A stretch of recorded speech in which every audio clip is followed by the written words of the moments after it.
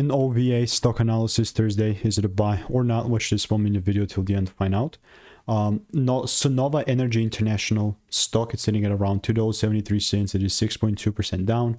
And just observing this, I mean, I'm not trying to be the guy that's like pessimistic or whatever, but the reality is that this is a bearish market. I've done 35,000 videos and I've spent thousands on courses and mentors. And so you don't have to.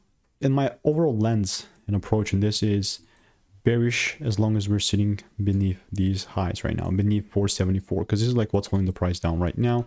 Yes, my previous bias was correct, and although it never went up and just kind of kept breaking, we still had that. So I'm just going to get rid of it because this already kind of delivered. Have the highs there. There you go.